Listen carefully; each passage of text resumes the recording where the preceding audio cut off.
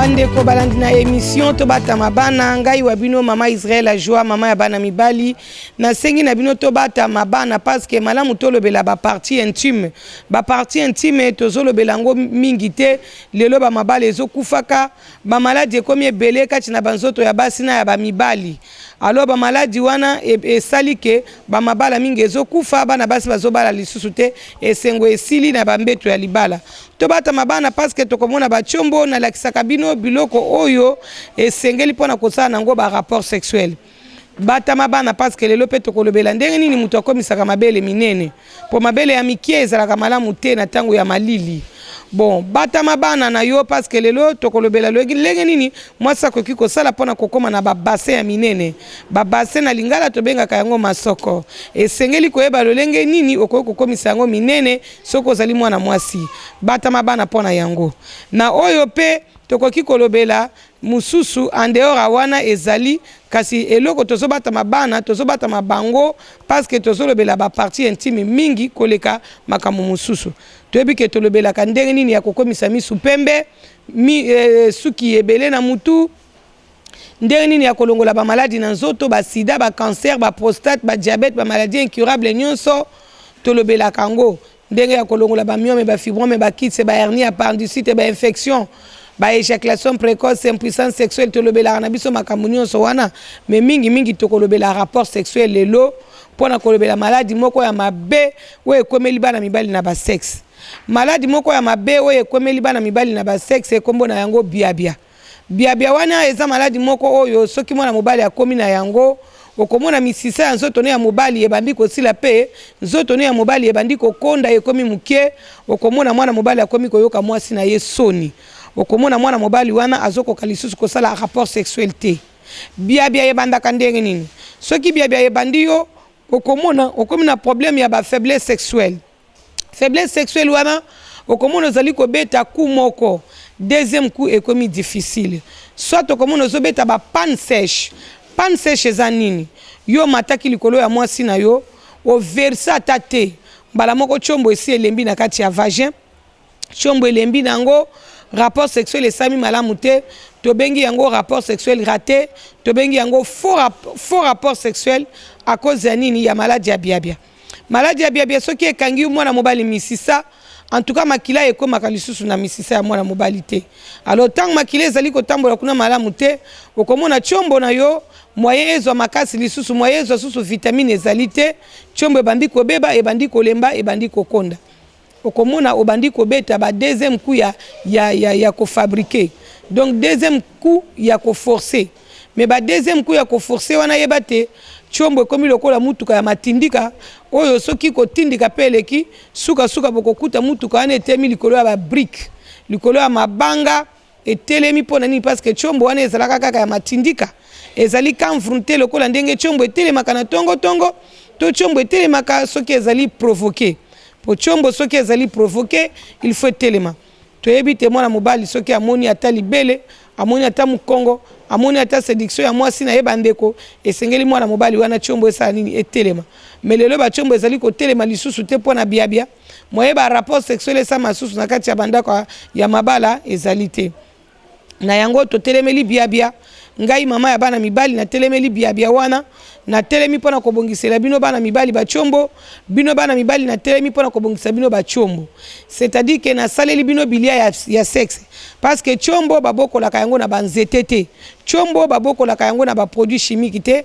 kasi chombo babokolaka yango na ba vivifiant parce que ba vivifiant ezali ba produits travaillés à base des aliments ezali kokende ko vivifier chombo na yo parce que chombo na yo ezwa vie ekoma makasi eyape munene mulai esala musana yango na ndenge longo bani parce que soki chombo ezali muke mukuse mwasi ayokaka yango elengi te na mukuse na kokende kolakisa yo trois sortes ya chombo na trois sortes ya chombo nga nazali na yango likolo ya mesa na ngai moko ezali chombo moko ya munene ezali ya bonne santé ezali na maladie te kasi chombo mususu ya mibale ezali chombo moko ezali maladi ezali kobela yango ezali maladi, ezali kobeta ba panne sèche, ezali kobeta baku ebele te. Chombo wana ezangi bilia. Toza pe na chombo moko ya misatu na mopanzi wana ezali chombo ya kokufa. Sans plus tarder, nazomema yango na nzoto na ngai pona kolakisa bino yango.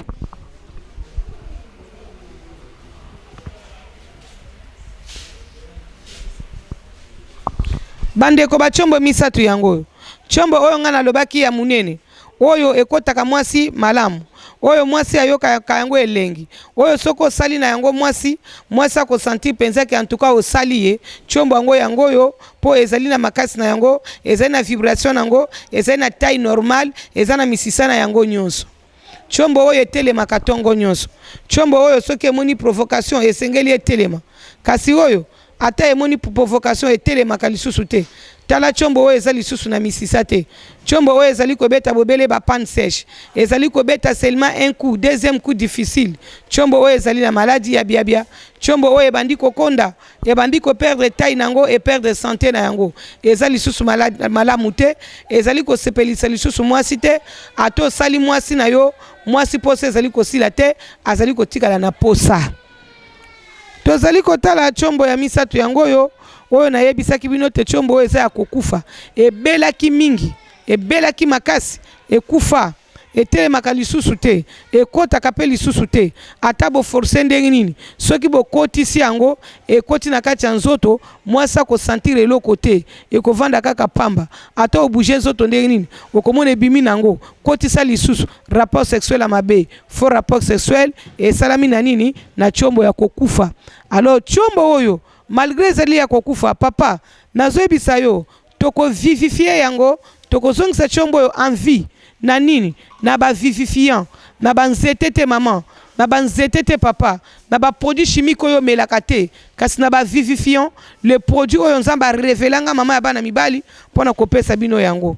Na salela bino carburant, po bobetaka baku ebele, na salela bino énergie konzo, na salela bino bopikiliki démarrer, na salela bino telemisa lendisa sembola, vimbisa kolisa pe bokola, biloko nyonso ononga na salela bino ezali bilei ya chombo. Pona nini? Parce que sengeli chombo elia ezonga en bonne santé, mabala nyonso ezonga na esengo na kati ya bambeto ya mabala. Sans plus tarder na kosenga na bino bana mibali nyonso mokili mobimba kobanda na Kinshasa na République démocratique du Congo, pe na mokili mobimba oyo bobanda déjà ko benga ngai na 089 94 42 825. Bo benga nga bo posenga ba question ebele parce que ngai mama ya bana mibali na basi na bino nazali na disposition na bino. Ponga na bongisaka kaka bana mibali te, kasi na bongiselaka bino pe basi na bino, na zongisaka bango vierge, na bongisaka bango ba vagin na bango po boyoka ka bango elengi. Po vagin ya mabepe ebomaka chombo ya mwana mobali. Na yango benga nga na 089 94 42 825 089 94 42 825. Sans plus tarder, nakopesa numéro oyo ezalaka na WhatsApp, Imo, Skype, Tango, Viber. Ezali 082 83 70 504 082 83 70 504. Mosusu ezali 09 98 87 85 95. Nazongeli 09 98 87 85 95. Esengeli obanda kobenga kaka sikoyo, benga kaka sikoyo, benga kaka sikoyo. Lelo na koloba mingi te, ndengo zali koyoka mungongo na ngezo eza kokauka. Ngai mama na bino na kota ki mabondeli moko ya makasi pona kobondela pona banzoto na bino pe pona mabala na bino pe pona ba problème mususu.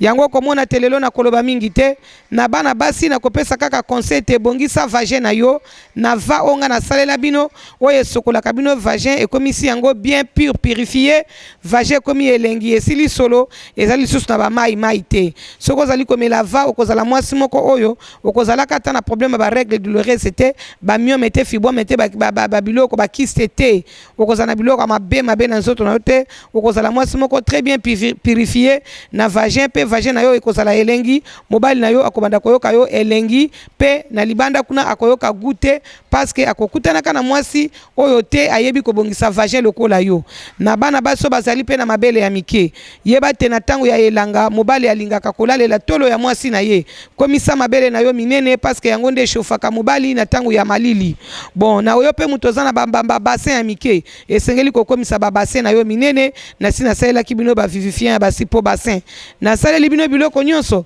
pona kokomisa pe suki milai biloko pona kokomisa pe misu pembe kosokola pe monoko ezala solote minu pembe lokola mapata pe na bosani te kosalela bino ba vivifien loposo pona kobongisa ba loposo we si ebebi na batache na batampo pe na biloko ndenge na ndenge na banduta nazali mama na bino esengeli kobenga nga na ba numero nga na pesaki 089 94 42 825 na pesaki 089 94 42 825 pe na pesaki ba numero mususu na sengi na bino bobenga ngai pona kopozenga ba question ebele ponga nazalaka mama na bino nazali na batoli mingi ya kopesa bino na makambo nyonso banzoto na bino yango bobenga ngai mama ya bana mibali mama tonga nzoto mama Israël la joie mama ya bana mibali na basi na bango na bandeko nyonso balinga kotindela mama ya bana mibali mbongo nga mama na bino soki boke na Western Union ou bien na MoneyGram pona kotinda mbongo ya bakisi kombo na ngai ezalaka kumakamba patience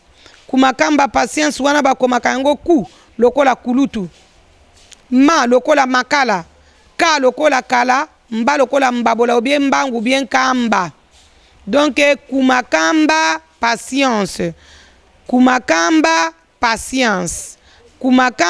patience okokende na Western Union ou bien na MoneyGram bien aimé mboka moko na moko biloko ezali na mboka oyo ezali okozwa biloko na yo sans problème nazali mama na bino oyo abongisaka bino kumakamba patience c'est-à-dire que okei olobi kumakamba patience na Western Union ou bien na MoneyGram sokoza na Kinshasa yaka na hôpital centre tonganzo toza na avenue Kimbondo numéro 164 Bandal Molar pene ya wenze ya Molar Kimbondo numéro 164 Bandal Molar pene ya wenza Molar précisément na Kinshasa République démocratique du Congo ngai wabino mama Israël la joie mama ya bana mibali Nzambe apambola bino nyonso makasi nalingi bino mingi na bolingo ya Nzambe loboko na nguya na Nzambe ezali kona moko na moko alandi ngai au nom puissant de Jésus nguya na Nzambe kota pona kosala misala malamu na ndaku na yo na nzoto na yo au nom de Jésus Christ